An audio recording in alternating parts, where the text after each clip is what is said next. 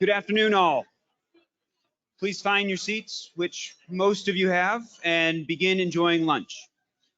We will be eating through the presentation, so the quicker you finish your salad, the quicker you'll get your meal, and then the quicker you'll get to your dessert. Although the dessert is on the table, I realize that. My name is Austin Chafee, Assistant Project Manager with Jacobs and New England Chapter President and the Master of Ceremonies for our annual awards program today. It is my pleasure to welcome you all to our Mark H. Hasso Project Excellence and Scholarship Award program, once again held here at the Omni Parker House in Boston.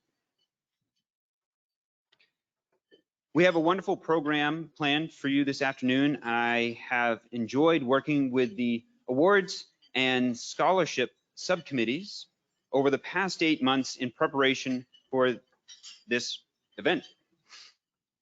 There are numerous projects and individuals for us to recognize today, and I will keep my opening remarks brief.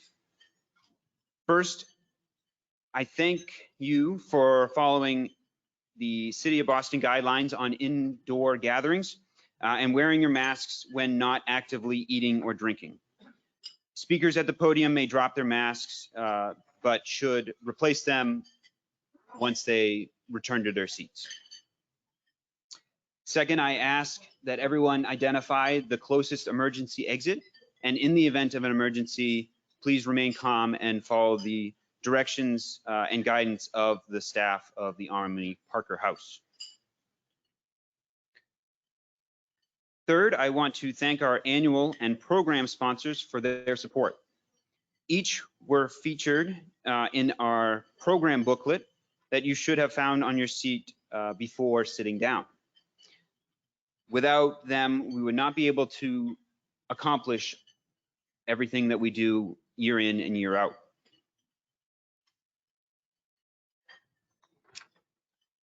Again, thank you for your support. Now, with that complete, let us begin. Our first group of awards are for outstanding contributions to our chapter. In 2019, CMAA New England created the Emeritus Director designation, and we have our first class of inductees this year, including Carl Seipel, PE CCM, Rich Martone, Paul Hemphill, CCM, and posthumously, Dr. Mark Hasso, PE. Both here in person as well as virtually via pre-recorded videos, we would like to invite our honorees to share a few words and accept our sincere gratitude. Dr. Hasso was involved in CMAA since the early 1990s. A founding father of our chapter, Mark was a continuous board member until his passing in January 2020. Mark was a staunch promoter of construction management, both here in New England as well as nationally. He was a professor of construction management at Wentworth Institute of Technology for 30 years, continually fostering opportunities for his CM students. He was awarded many honors, but relished receiving the first National CMAA Educator of the Year Award and becoming a member of the CMAA College of Fellows. Because of his sage advice to the New England board, he developed a well-earned reputation as being the conscience of the board. I, presumably like many of you here in the room, had the pleasure of being Mark's student, both or either in the classroom or in the years beyond graduation. Please join me in a round of applause for Mark and his impact on our industry as we welcome his brother, Dr. Mukesh Hasso, to the stage to accept this award and share a few remarks.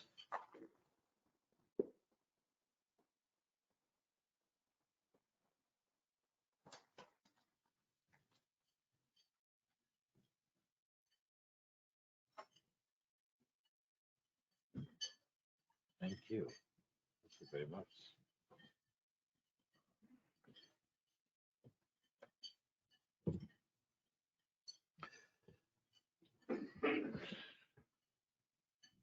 Our family would like to thank the CMAA New England for recognizing and honoring my brother Mark for his accomplishment.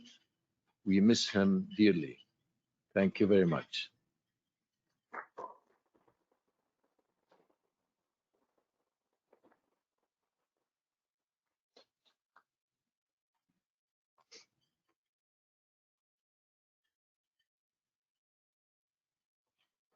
Next, Carl Seipel, PE CCM. Carl was one of the pioneers of CMAA starting in the early 1990s as well. Also a founding member of our chapter, Carl was a very active board member until his retirement from the board in 2018.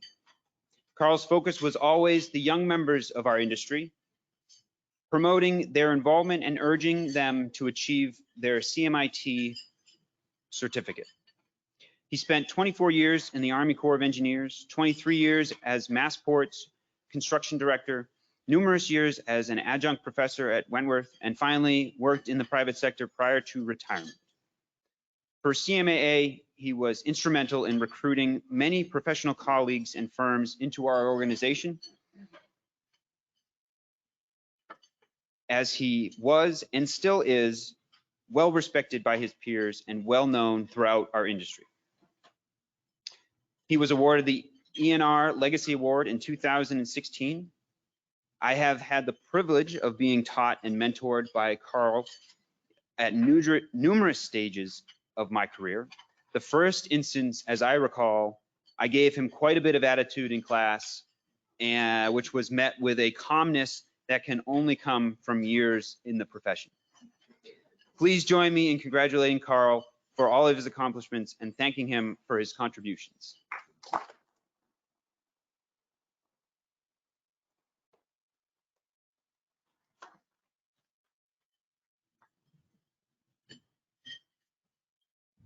Thank you very much, Austin. Austin is a diplomat, isn't he? I mean, that's very impressive. I just have to say, I am delighted to be here. I'm humbled by this recognition, but I have to thank certain people, and I will. I want to thank the Hassos especially, Dr. Hasso and May, brother and sister. Mark Hasso was really special. He brought his whole family over here, piece by piece. He got his brother, a doctor, a job in Mass Eye and Ear because he was a doctor. And now he's proceeding, improving that education, which is a hallmark of Mark Hasso. And May, a lovely lady. I can't tell you as much about her career because I never really worked side by side, but I know she's a very intelligent, smart person. So we're lucky to have known you. The second thing I wanted to recognize is a few organizations that I've worked with that have helped me along. Of course, the U.S. Army Corps of Engineers, a long time there. Massport, a long time there. They've helped me along, and I mean that. Next, I worked for Kevel, and the Kevel was a wonderful organization. I really enjoyed them. And then, let's see, what did I do next? I mentioned, okay, well, that's enough if I can't remember. But anyway, thank you very much for everything. I appreciate the honor. And I just want you to know that the real key for all of us is Mark Hasso. Thank you.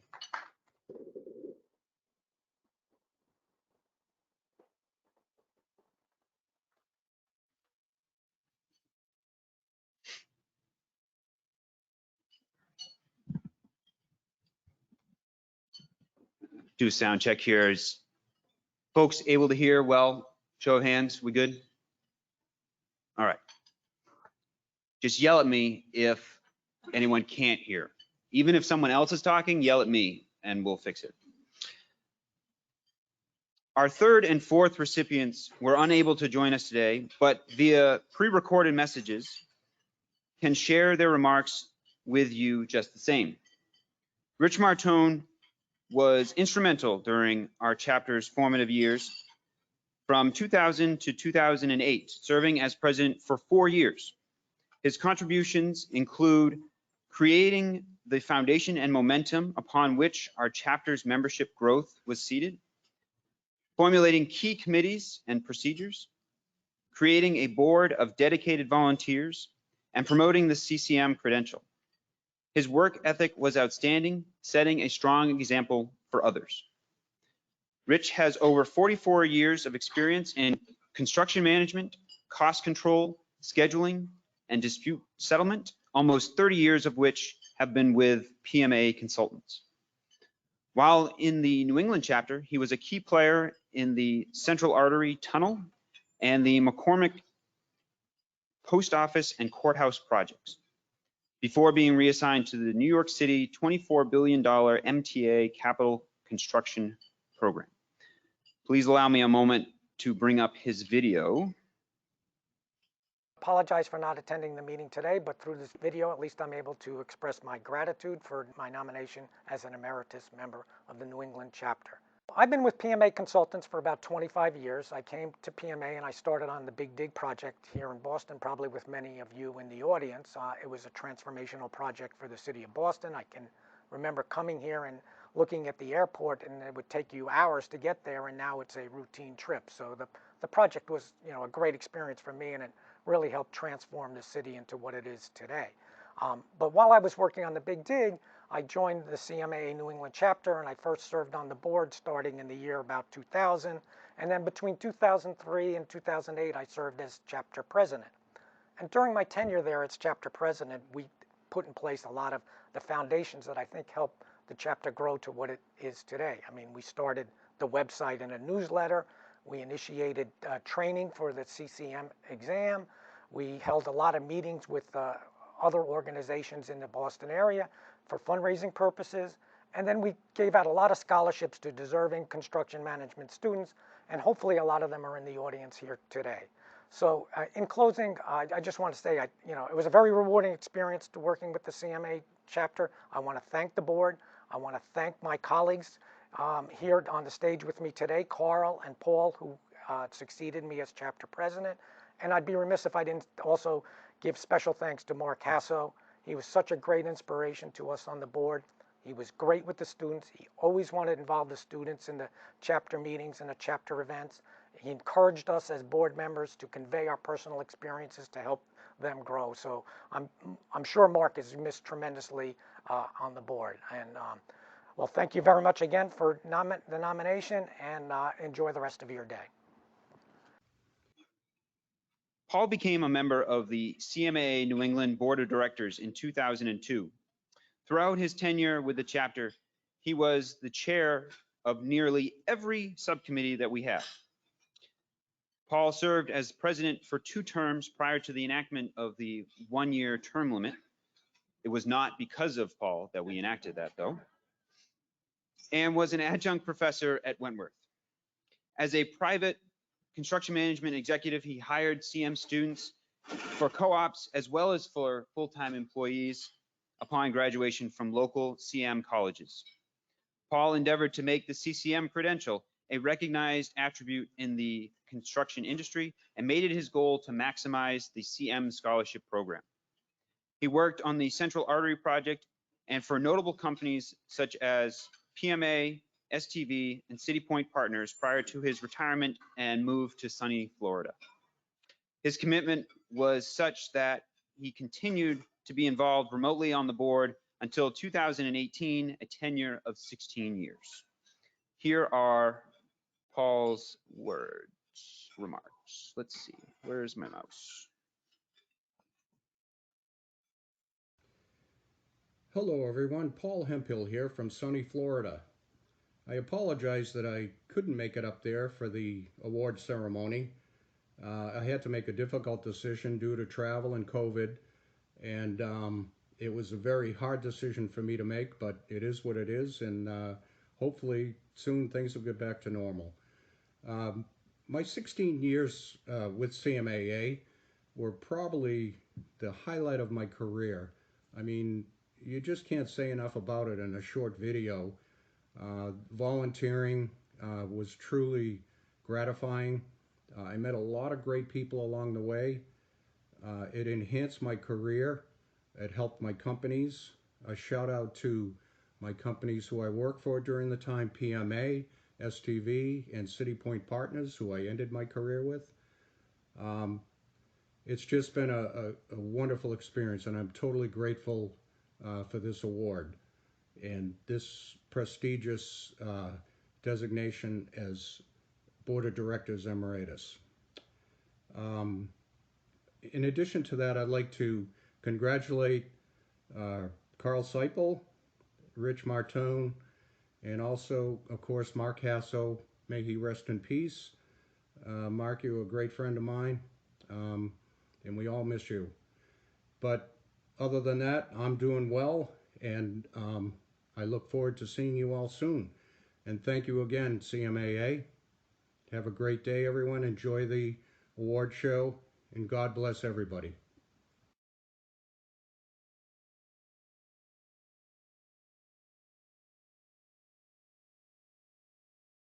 Please welcome Paul's daughter to the stage. Kristen is here to accept the award on Paul's behalf.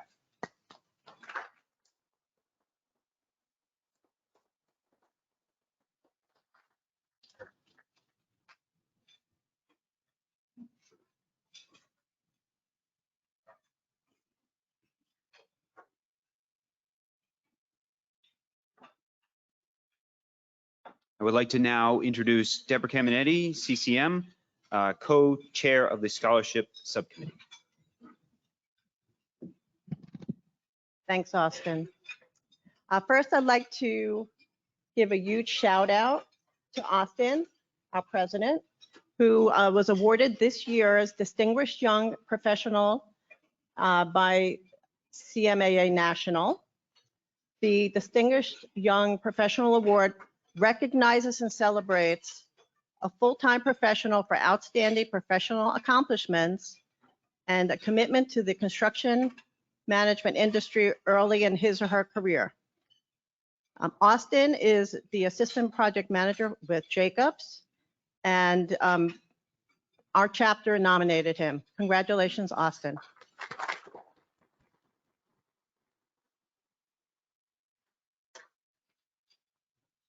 CMAA New England is committed to helping students prepare for careers in construction management. I want to give our sincere thanks to all of our sponsors and all of the people who attended this year's golf tournament. It was a great success. Without your support, these scholarships would not be possible. This past spring, the scholarship applications were sent to all the schools in New England which offer construction management as a major for either undergraduate or graduate students. These schools are Roger Williams, Wentworth, University of Maine, Fitchburg State University, Norwich University, Northeastern University, Worcester Polytechnic Institute, and we have received 15 applications this year. Selection is always very difficult. When you read these applications, it really makes you feel like an underachiever. We were able to award 6 $4,000 scholarships. Now we're going to watch a video of all of the scholarship recipients.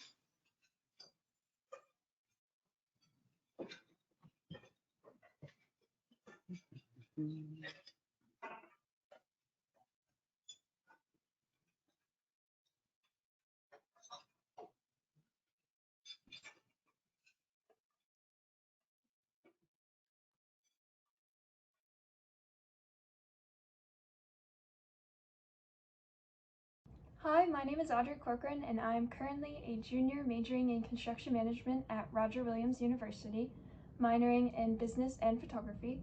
And I would first like to start off by saying thank you so much to the scholarship committee for choosing me to be a recipient this year. I'm honored and truly grateful to have been selected. I chose CM because my dad is a construction superintendent with a local construction company that growing up, he would bring me to all the different job sites he was working on, and I instantly fell in love with the construction process, that the construction industry just feels like second nature to me.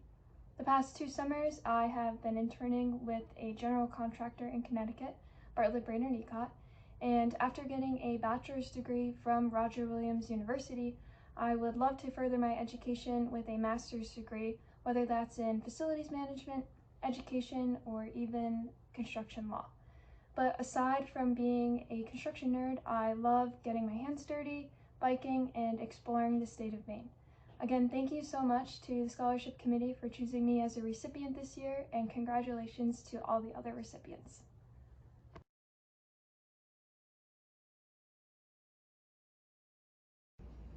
Hi everyone, I'm Nan Gao, a fourth-year PhD student from Northeastern University working with Professor Ali Turo. I chose to study construction management because I love problem solving and working in an interdisciplinary team. Identifying risks ahead and coming up with strategies to resolve risks and eventually save time and money for projects bring me a strong sense of accomplishment. One of my research projects is to use natural language processing techniques to extract and summarize causes of overruns in transit projects. I also have an interest in replacing labor-intensive tasks in construction management using digital technologies and computer-aided modeling. As a teaching assistant, I enjoyed instructing students to conduct tasks such as 4D scheduling and cost estimation in the BIM platform. I look forward to starting a career in construction management to convert research into value-adding products and use emerging technologies to streamline the construction management process. I would like to thank the CMAA New England chapter for supporting my research through the scholarship and provide these great opportunities to meet with industrial leaders.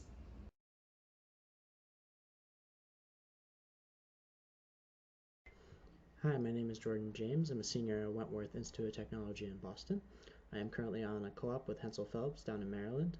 I'd like to start off by saying thank you to the Scholarship Committee for choosing me to receive this scholarship. It is greatly appreciated, and it will help me work less and take out less loans my senior year and really help me focus on my studies. I chose construction management because my grandfather and uncle are both professional civil engineers, and I knew I wanted to do something similar to that, but not exactly that, and I happened to find construction management when searching for majors, and I quickly grew to love it. After I graduate, I would like to work in a commercial construction company and gain as much field and office experience as possible and continue to grow my network. And then later, I would like to return to school and get my master's in construction management. Someone that drives me is my mother. She is a very hardworking individual. She has continued her education to this day, and she has always provided the best opportunity she can for me and my brother, and I strive to be just like her. Some of my interests include cooking, health and fitness, but I also enjoy learning about individual trades and how they operate. Again, I would like to say thank you to the Scholarship Committee.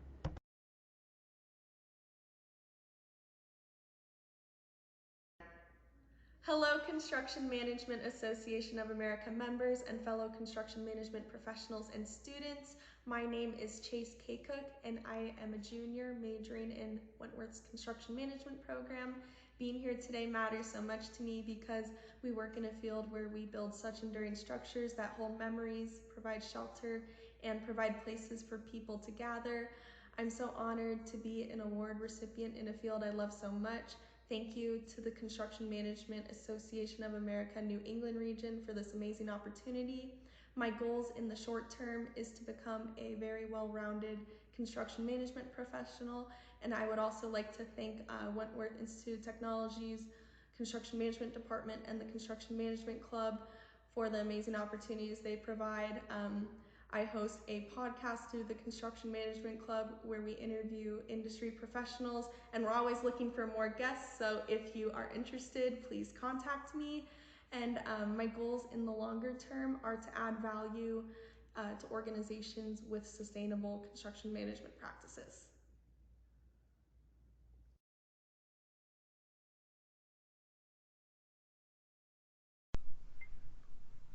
Hello everyone, my name is Alec Kalgeropoulos and I am a junior at Roger Williams University, majoring in construction management with a core concentration in sustainability and a minor in business. I'd like to start off by saying thank you to the Scholarship Committee for selecting me to receive one of this year's scholarship awards. I am honored and extremely thankful to have been selected. As for a little bit about me and why I've chosen CM as a career path, ever since I was a child, I've always been fascinated by construction, and I hope that through working in CM, I will have the opportunity to be working on projects that have a long-lasting positive impact on society, which is a major factor in my life that helps motivate me. As for my career after college, I hope to be working for a general contractor, either on commercial or heavy civil projects, and in particular in a field role where I am helping to manage day-to-day operations and help to solve problems as they arise in the field.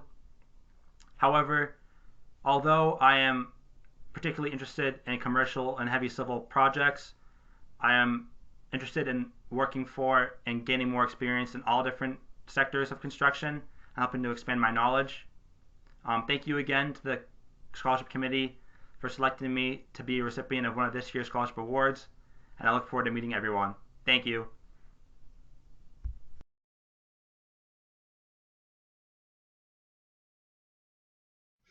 Hi, my name's Abigail Trainer. I just completed my junior year at Wentworth Institute of Technology, earning my Bachelor's of Science in Construction Management.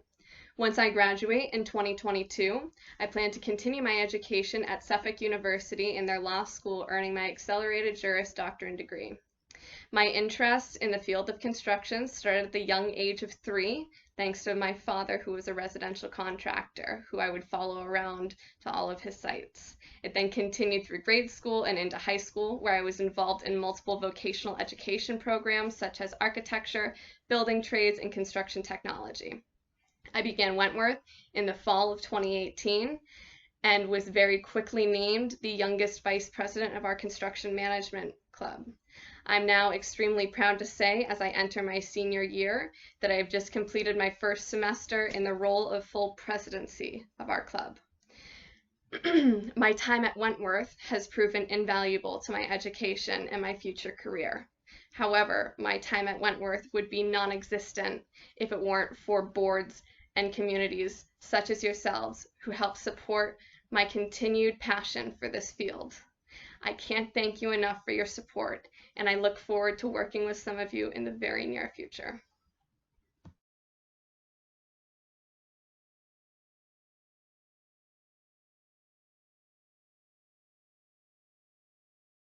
I'm going to ask the scholarship recipients to stand. Please hold your applause so they stand, please.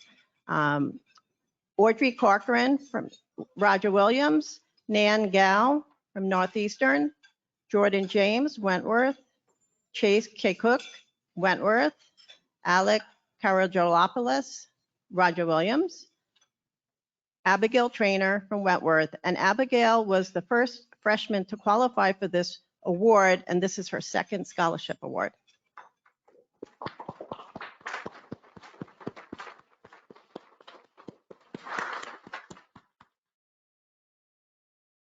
Thank you.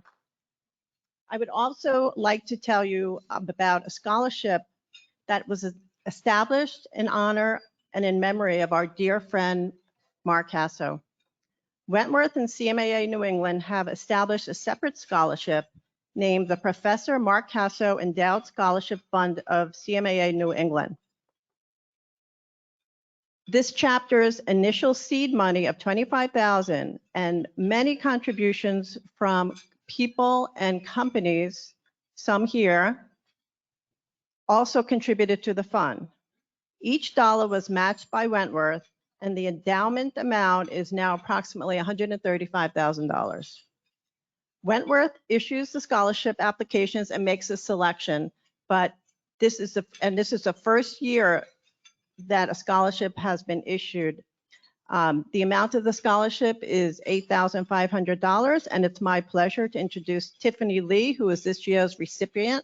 I'm not sure if oh, there she is. Hi, Tiffany.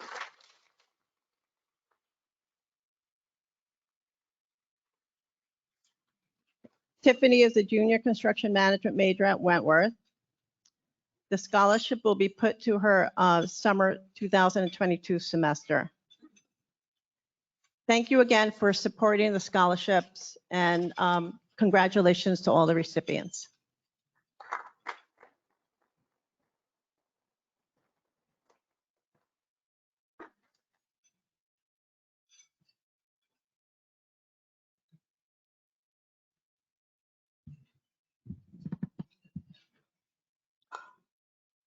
I would like to just mention that in the program booklet, there is a page in there devoted to the Hasso Scholarship. If you are interested in making a contribution, information on who to send your money to is in the booklet. That brings us to our Person of the Year Award, which goes to Michael Berlin, PE CCM of WSP USA. Michael Berlin has been a New England chapter board member for over 13 years now, working on a variety of committees, and served as president in 2012. He currently serves as the co-chair of the awards subcommittee and is a member of the finance and advisory governance subcommittees. A dedicated individual who gives his all to the endeavor at hand with purpose and steadfastness. He is the board's go-to person for help because he knows how to get things done. His viewpoint is respected and is often a game changer when a decision must be made. He is also a staunch supporter of construction management and the CCM credential. In the 2020 pandemic year, Mike was the guiding force that transformed our awards program into a successful virtual presentation, one that prompted sister organizations to ask for guidance. Mike has worked for Parsons Brinckerhoff, now WSP, for over 35 years and is often credited with thinking outside the box, which has elevated him to vice president, principal project manager. Some of the most notable projects of which he has worked on were the Central Artery Big Dig from the mid-90s to 2005, on which he oversaw construction of a vast array of jacked, immersed, and cut and cover tunnels, and was awarded the 2003 ENR Top 25 Newsmaker ACEC Awards for I-90 and I-93. Other achievements include the Rockingham Mall Flyover Bridge, which won the New Hampshire ACEC Project of the Year Award in 1999, and the New Hampshire DOT Whittier Bridge replacement over the Merrimack River, a CMAA Project of the Year Award recipient in 2019. Congratulations, Mike.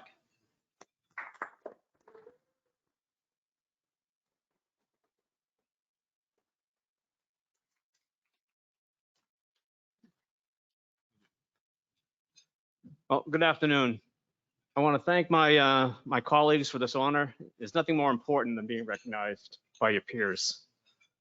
I can take this off. I've been active in CMA New England since 2006, when I was recruited by one of our newest Emeritus Directors, Rich Martone. Rich and I worked together extensively on the Big Dig. I continue to develop the out-of-the-box ideas to maintain schedule, and Rich was able to justify them on a benefit cost basis for us to move forward. We culminated our Big Dig work effort in 2001 at the CMAA National Convention by making a presentation on the Big Dig on our top 10 biggest changes to ensure the earliest completion was always being mission focused. That convention was held the end of September of 9/11, and I think we were in the air 2 days after planes first started flying again, and it was just him, me, our two wives, and an empty plane. It was bizarre.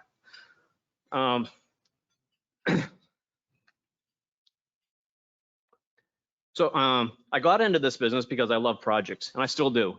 There's a certain satisfaction I get by going back and seeing what I was involved with and how me and my team left our fingerprints on how it was done and the benefits to the public.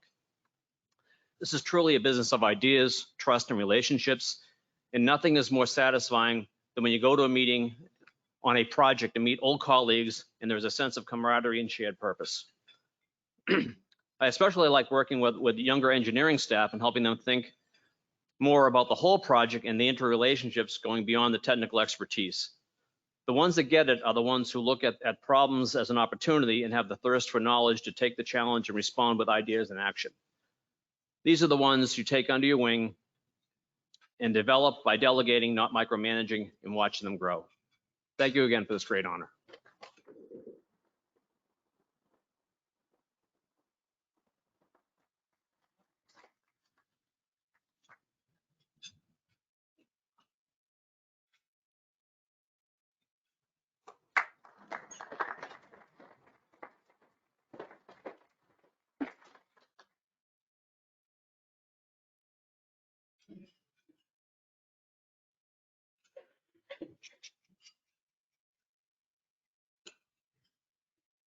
Okay.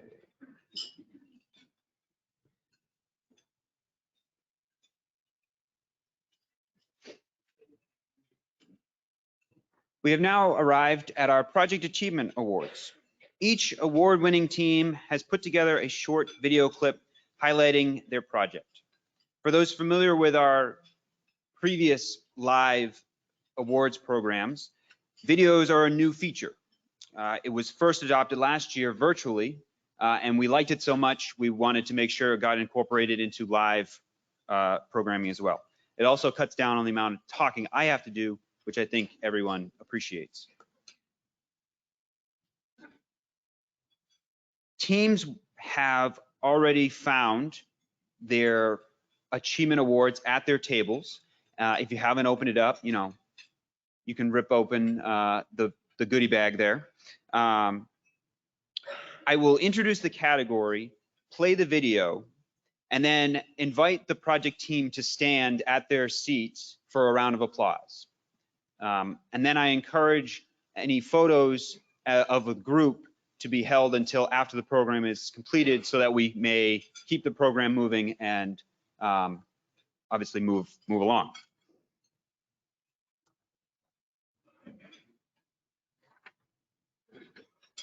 So without further ado, let me cue up the first video.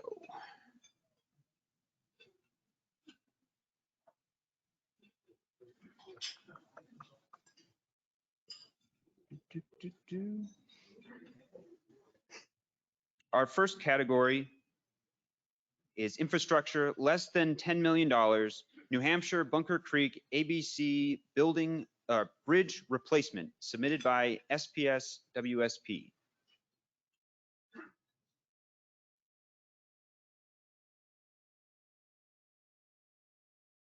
Innovation and teamwork led to the successful completion of the design-build Bunker Creek Bridge Replacement project. The SPS WSP design-build team developed innovative solutions to the New Hampshire Department of Transportation's challenges in replacing this structure and widening busy Route 4 from 30 feet to 34 feet.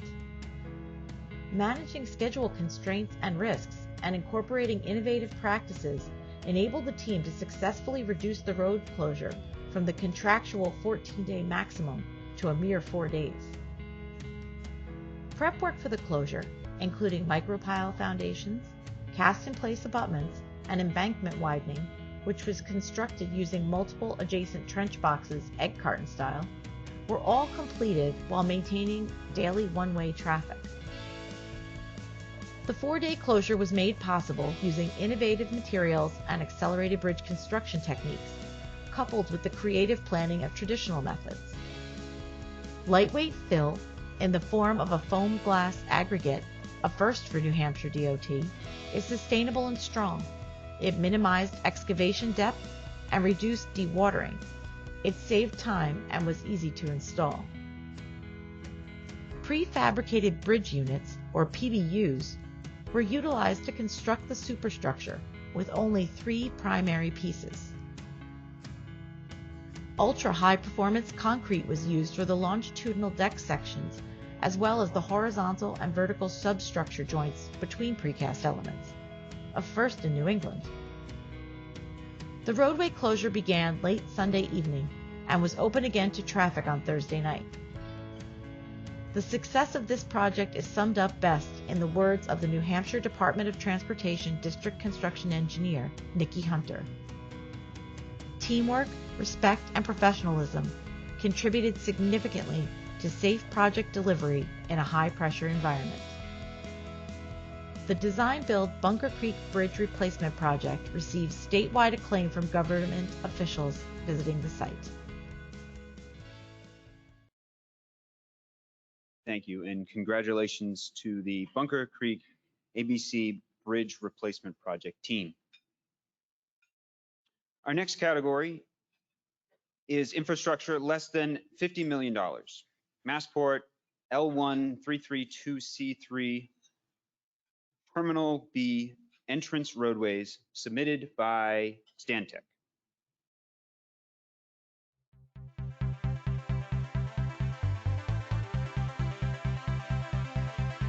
The design team, with the help of Massport, worked on a master planning process to identify a very critical weave between the two terminals.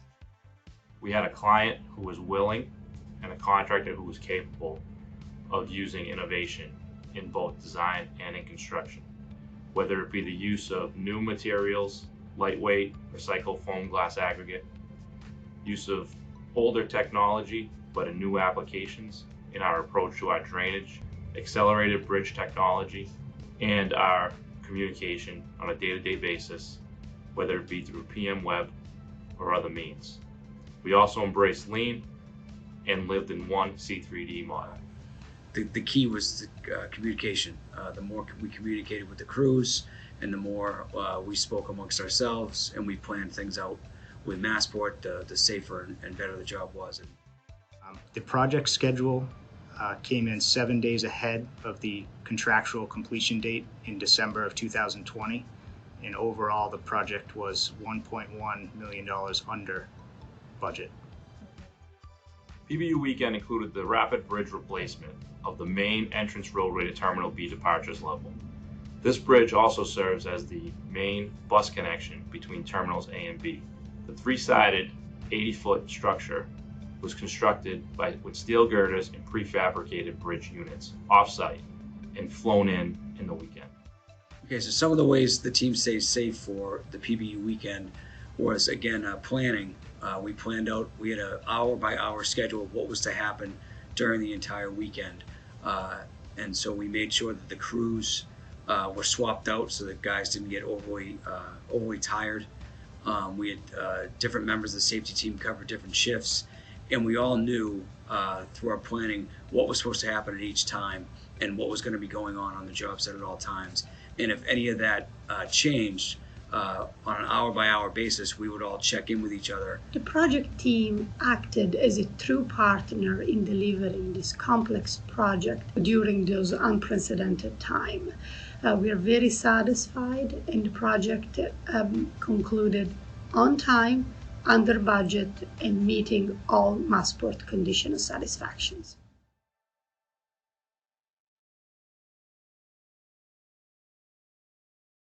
Congratulations to the Massport Terminal B Entrance Roadways project team.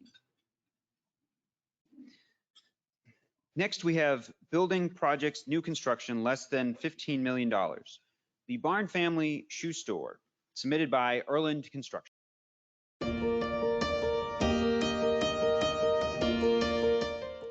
Mark Development teamed with Erland and Foreman Place to fit out 8,200 square feet of commercial space for the Barn Family Shoe Store in Newton, Massachusetts. The retail space was outfitted with new flooring, lighting, millwork, interior storefront vestibules, and a VRF HVAC system.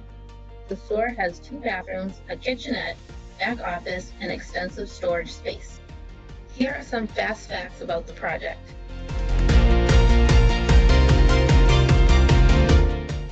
From the very start of this project, we put a system in place to ensure transparent and consistent communications between the barn, Mark Development, and the project team. This management style held every person accountable and assisted with all informed decision-making, both crucial elements to the overall success of the project. Project challenges. Work was performed during the height of the COVID-19 pandemic.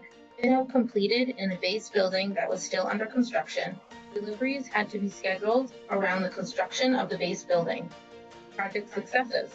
The project team and subcontractor partners completed the 13-week project without any confirmed COVID-19 cases. Ongoing communication with the base building kept the schedule on track.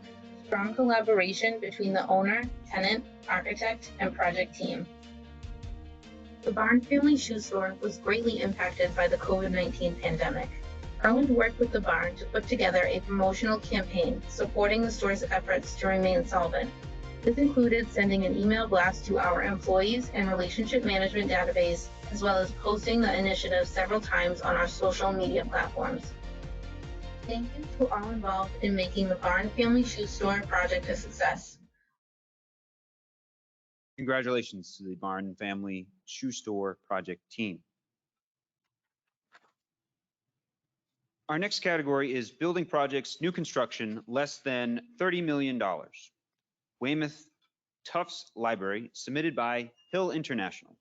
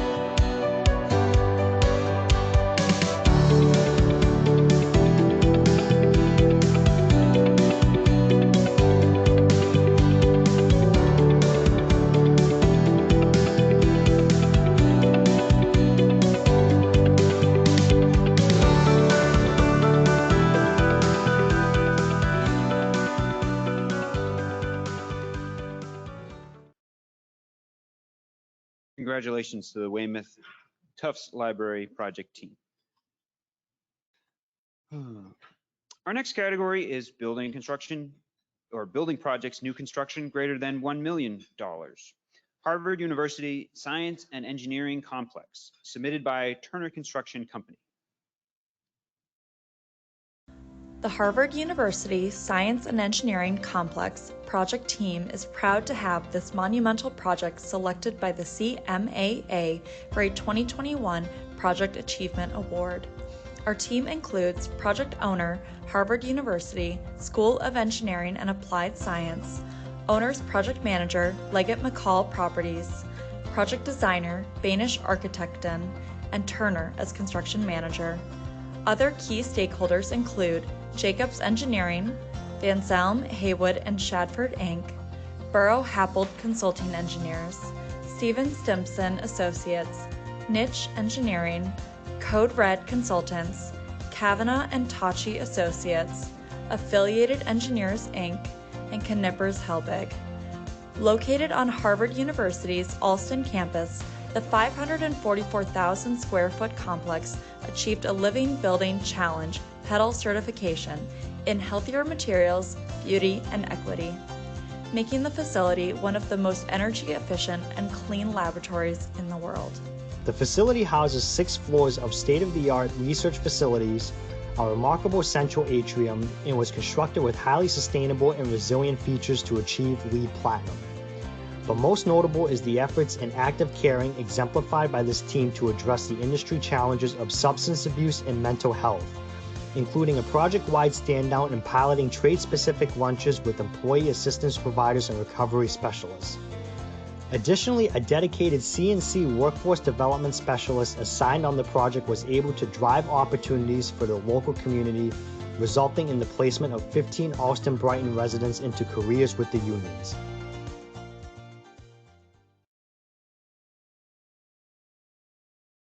Congratulations to the Harvard University Science and Engineering Complex project team. Next, we have building renovation and modernization greater than $20 million, and that is for the Fitchburg City Hall campus renovation submitted by Bond. The energy and passion for the Fitchburg City Hall project was set by the mayor and the city's project team. It didn't take long for the whole team to feel the same energy and commitment to the project. Collier's project leaders, Icon Architecture and their design team, and Bond Building Construction never lost sight of the importance of the project to the city of Fitchburg. In 2012, the city was forced to move out of the building when 2 original roof trusses failed.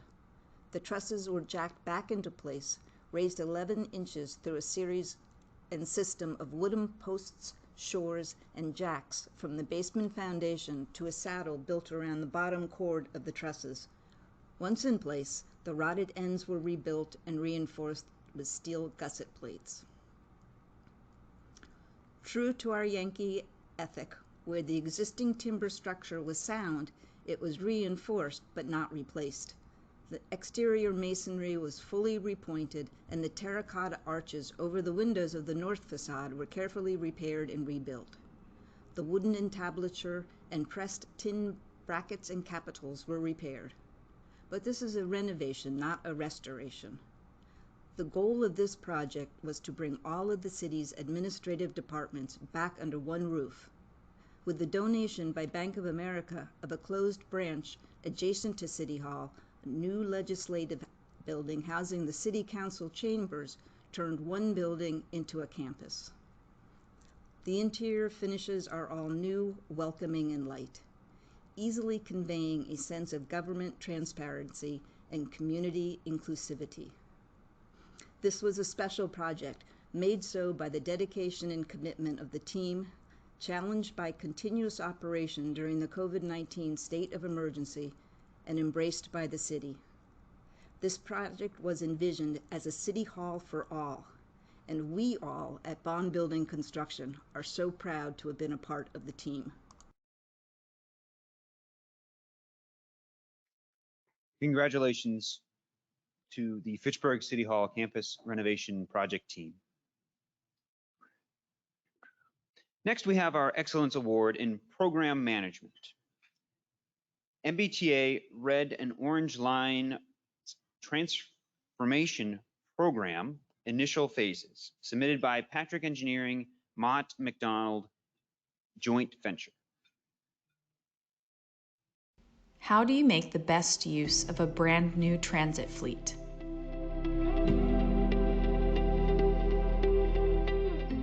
The subway system of the Massachusetts Bay Transportation Authority is the oldest in America. The infrastructure of the Red Line and Orange Line dates back to the early 1900s. Their fleets include vehicles more than 50 years old. The MBTA set out to replace and expand the entire fleet of passenger cars on both lines. But to make the best use of those new vehicles, the system's infrastructure needed an upgrade. To support the MBTA with its vision, Patrick Engineering and Mott McDonald formed a joint venture called PHM. The joint venture team brought in industry-leading consultants. PHM supports the MBTA with program management and construction management for this design bid build program. New test tracks were needed to test the new vehicles. Rail yards had to be expanded. Maintenance facilities needed upgrading and expanding. Tracks and signals had to be modernized. The project faced demanding schedules for delivery and construction. Work had to go forward in limited spaces without interrupting train service. Protecting the safety of workers and the public was essential. By the spring of 2021, 2 test tracks, yard expansion, and a vehicle testing facility were complete, and upgrades at Wellington Yard were underway. Working together, MBTA, PHM, and our project partners have made impressive progress. Although construction schedules have deviated from the original dates, all program milestones were met during the initial phase. Our strategic plan has resulted in reducing the cost of the original contractor proposals by 10% to 25%. When completed, the program will result in better customer service, greater capacity, and better system reliability.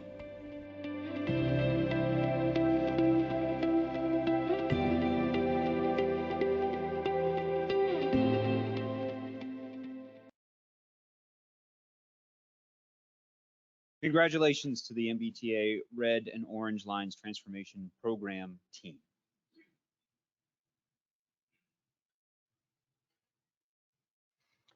Our final award this afternoon is our Project of the Year award. This project submission beat out each of the other submissions in the eyes of the awards subcommittee, and I encourage everyone to put forth great projects next year for next year's running. This year's project is the Dana-Farber Cancer Institute Adult Oncology and Imaging Facility, Chestnut Hill, submitted by Walsh Brothers.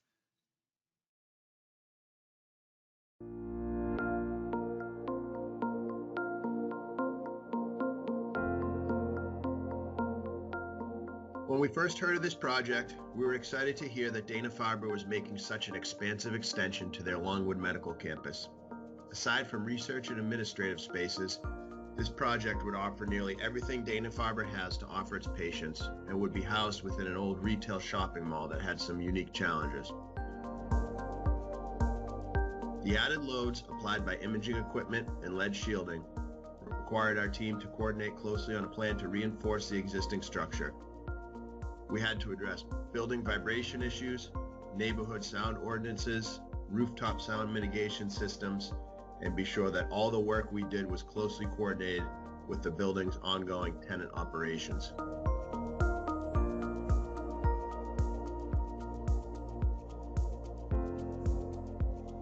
Not only did this project involve the installation of a 9-story elevator, but the lease amendments allowing access through the 2 tenant spaces on levels 1 and 2 had not yet been completed. Walsh Brothers assembled a team of the most skilled individuals to develop a plan completing construction of the elevator shaft above and below these 2 occupied floors and connecting the shaft at a later date when the approval was received. Part of the logistics planning was to separate the construction entry of the project into level 3, level 4, and the roof. We coordinated the erection of a construction hoist and loading dock in the alleyway between the building and next door tenant. To minimize any need to tie into the existing precast panels, we coordinated with the building structural engineer Simon Design to develop a design that allowed the hoist support steel to tie into the roof and foundation only. This avoided any damage to the facade as well as potential water infiltration during the project. Communication and teamwork were keys to this project's success overall.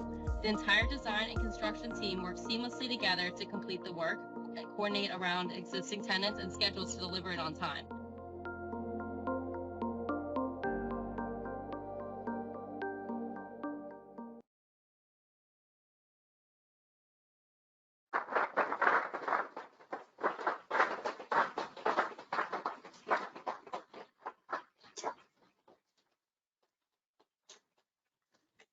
Congratulations to the Dana-Farber Cancer Institute Adult Oncology and Imaging Facility Project team.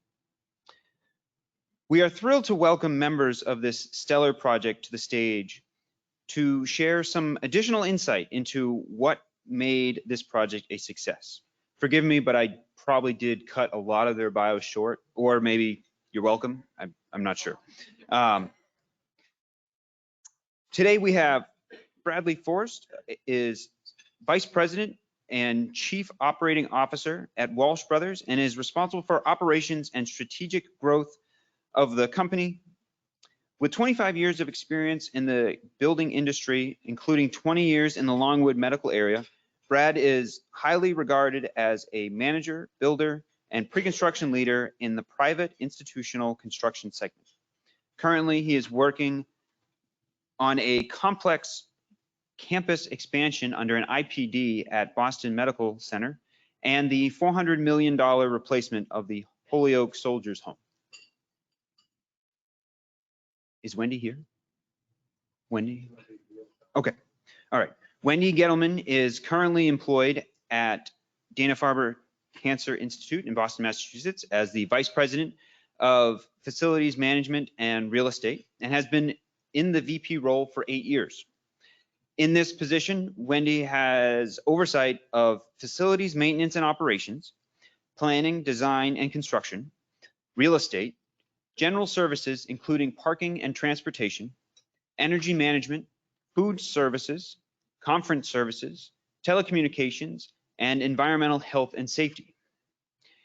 In this role, Wendy guides the facilities agenda including major capital construction, long-range continuity, and efficiency of plant operations for all DFCI sites, and master facility space planning efforts for the Institute's 2.7 million square feet of real estate.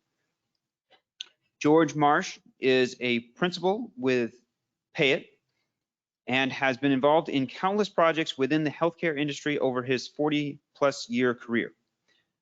Notable clients include Dana-Farber Cancer Institute, Beth Israel Deaconess, Penn State Health Hershey Medical Center, Yale New Haven Health, and the Johns Hopkins Hospital. Brad, Wendy, and George, the stage is yours, and please correct me on anything I have misrepresented.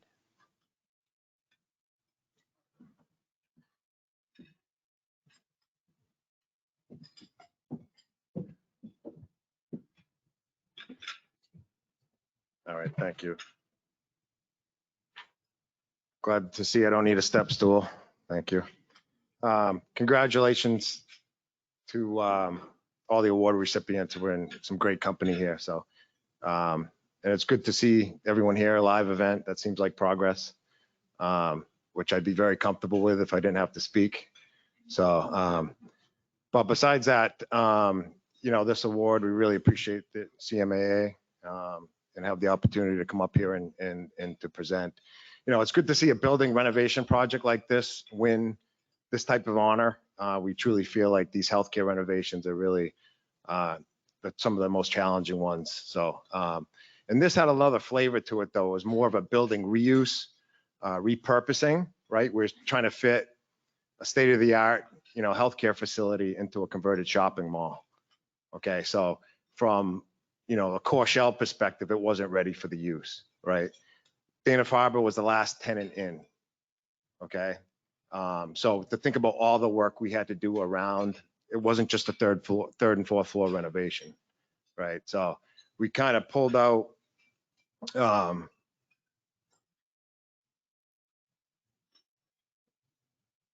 the video, we pulled out a few of the things that meant some of those core shell upgrades. You know, it was all, you know, we talked about, you know, cutting in a new stairwell, right, for access, for circulation. We talk about adding an elevator. And the elevator, when we said, first, when we started talking about that, and we said, yeah, we can do it, right? You know, we got this modeling, this virtual design and construction. We'll build it at the top, we'll get at the bottom and fine engineering and layout. What we didn't tell them is that we, you know, we'd cross our fingers and pray that when we did the middle, they were going to meet up, right? So, but those are the type of upgrades. And I think when you look at the images of the roof before and after, they just really stand out, you know, and thanks to the folks from AKF for you as well, with all your hard work. But we basically had all the utilities, the coordination that we had to do to make that happen, you know, outside the space was just a really challenging project. And I think, though, the most challenging part of it wasn't even that, right? Because that's what we do. We get together, we put good teams together, we collaborate, we figure it out. But, and I know a lot of you in this room, the pandemic was probably the toughest part. We were in an enclosed building, you know, no relief from open air, right? With, you know, up to 150 workers. And we had to figure out how to try and proceed with essential services. And if you look at the manpower curve, you know, you get into it and you see right when we're about to ramp up and have our greatest workforce to really give the fit out a push, we hit the job shut down in April with the pandemic, and we really had to figure that out. You know, it was really important. It was really important for us to do that. You know, cancer didn't take a break during the pandemic. It was really important that we finished. I think Wendy at one point, you know, it was like we were going to do an appreciation luncheon for the workers. You know, we had workers that were there, right? Some of them were happy, right? Their paychecks support their families, themselves and their families, and others were uncomfortable with it. And we had to recognize all those workers that were doing that for us to finish this project. So to all those people out there that are dealing with that and continue to deal with that, you know, hats off to, you know, all of you. So with that said, I'll turn it over to George, the award-winning George Payet.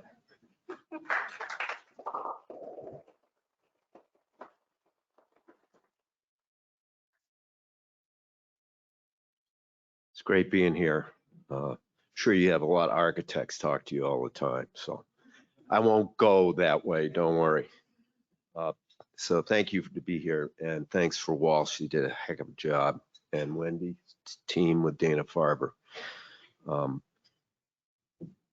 Almost 40 years ago, in 1985, we won an award with Walsh with J3. Richard and I were kids on the job for a 140,000 square foot building for Mass General. Here we are, 140,000 square foot building for Dana Farber. It was an AGC award. So this sort of this nice bookend about it. A few things about the design.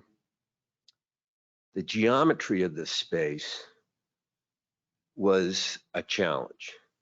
Now, working with Wendy's teams, if you've done hospitals, rooms come in boxes, MRIs, CAT scans. Exam rooms are either 8 by 10, 10 by 12. Infusion bays, they're rectangles. We had to place this in a triangle. And it was a challenge. And the triangle had a big hole in the middle of it, which was let in natural light, but it was a donut hole. So here you have a triangle and a donut hole and square boxes.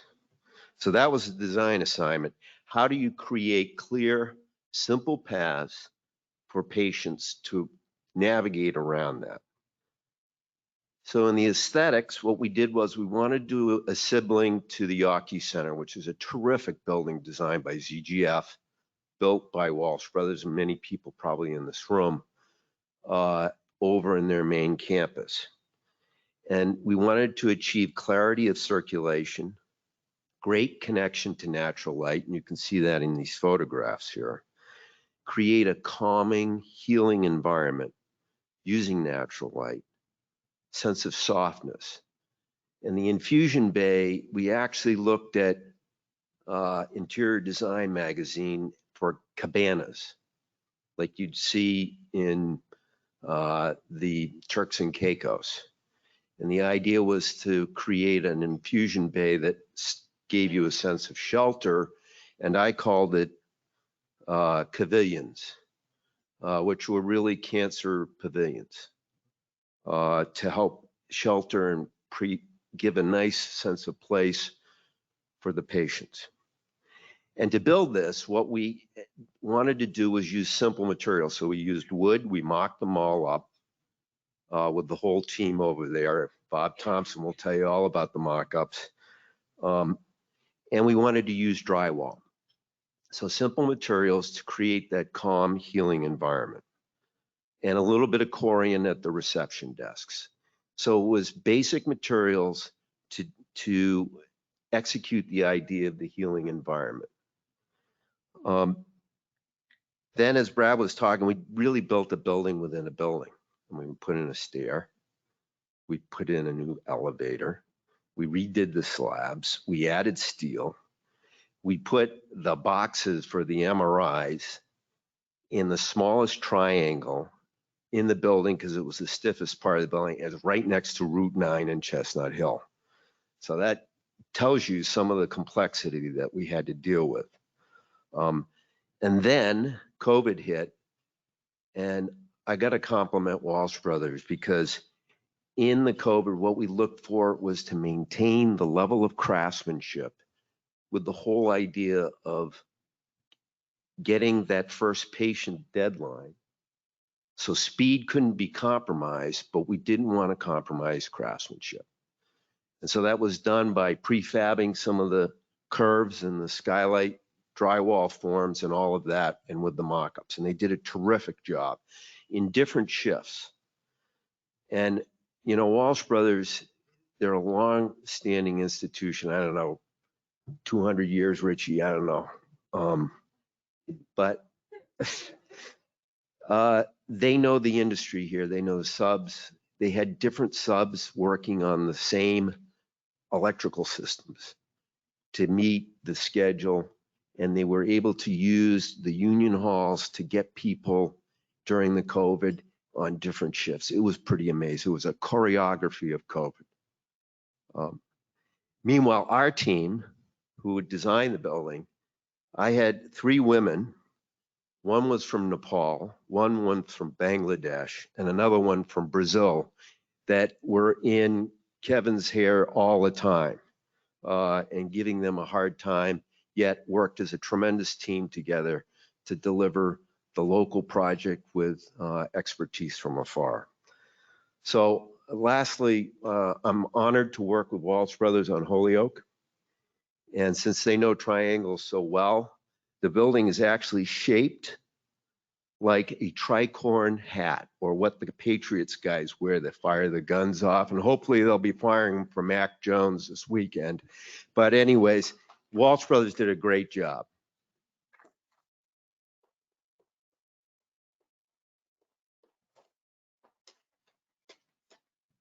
Nothing like just coming in right at the very last second. So I apologize for the late entry. We at Dana-Farber are still, surrounded by immunocompromised patients, and I have been asked not to be in large gatherings just like this one to eat. That's really the only place we've seen transmission, and so we're really trying to keep our patients safe. So thank you for having me. They're immunocompromised. You guys are all set. So Brad and George, thank you so much. I really appreciate your leadership and the teams that you had on the Chestnut Hill project. This was really a challenging project. I can't tell you how many times we all looked at each other and said that again and again. And, COVID was one thing, but there were a lot of other challenges. And so with what Brad had to say and what George had to say, you would say, what was Dana-Farber thinking with this space? Well, we picked the location because it was about 5 miles from Dana-Farber's main campus, and it was that much closer for our patients that are west of the LMA. And that was really important to us as we were growing. And we knew that we would have challenges with converting the Atrium Mall into a cutting edge oncology outpatient hospital. But we put a great team together, so we can do this. What we underestimated was the challenges associated with being in a tenant-landlord relationship with 140,000 square feet on the top 2 floors of a fully occupied building with a gym on the bottom 2 floors. And I cannot tell you how challenging that was, and you can just talk to these folks to get a flavor. But we made it, and we made it on schedule. We were able to see our first patient in January of 2021. And who could have ever foreseen a global pandemic that created the challenges that were on top of everything else? And the team really did stick together, and I'm so appreciative of every contractor, every subcontractor, every architect, every consultant, every engineer that was part of this project and stuck through it all through this. I'm just so appreciative. The week after we opened, we were seeing patients, as I said, January. The very next week, we opened up a huge patient vaccination clinic that was not planned, on the heels of a grand opening. And that is an absolute tribute to not only the design, George, but also being able to get it done when we needed it done. So lastly, I just want to share that I spoke at an event yesterday, and as I was walking off stage, the attendee approached me and said, Wendy, I just want to introduce myself. I'm a patient at Chestnut Hill, and I cannot thank you enough for that wonderful space. It is so warm and welcoming, and it's a really amazing place to be treated, and that's what it's all about. So thank you to all of you. Thank you to CMAA for recognizing this project as special as it is, and for everyone that worked on it and did so much to bring it to fruition. So thank you.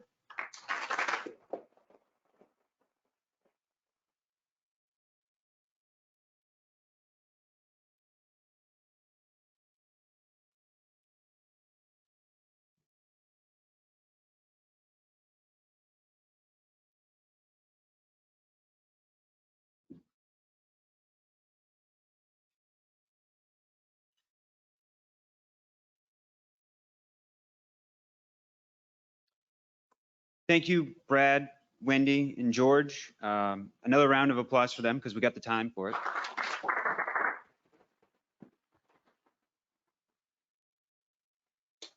I will pat myself on the back. We are ahead of schedule. So I don't know if anyone realizes that or not. So maybe I'll just leave it at that. But I can see everyone squirming in their seats. So I will keep my closing remarks brief. I would like to thank you all for attending. Attending and participating in our events goes a long way to also support us in what we're trying to accomplish by promoting construction management profession, spreading the word about certifications like the CCM and the CMIT,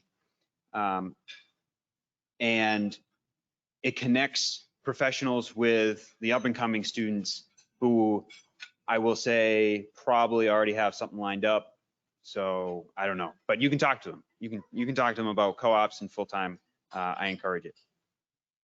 I'd like to thank the award subcommittee for their efforts. It's certainly, I'm up here, but their efforts behind the scenes or working with me to put this on are tremendous. Kathy, Mike, John, Greg, Missy, Wendy, Delia, and Steve, thank you to all of them.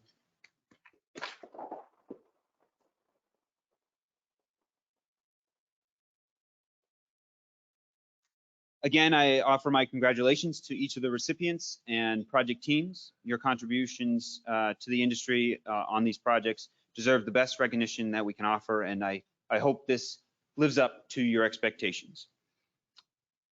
I remind and encourage you to meet as project teams out in the foyer underneath our banner for a group photo on your way out. Obviously, is one banner. There's 8 project teams here, but take advantage of the opportunity to take some great photos and share them on social media. We'll be getting a press release out as soon as I get it written and posted on our website.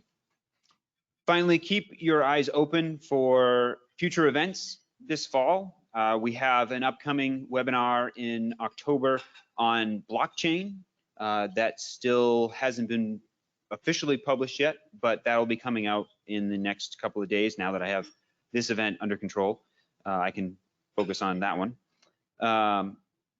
And for big events, both this event and our golf tournament will be returning to the month of May in 2020.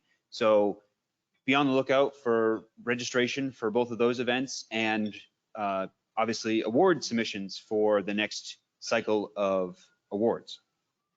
That's May 2020. And that's all I got. So thank you for attending and have a pleasant afternoon.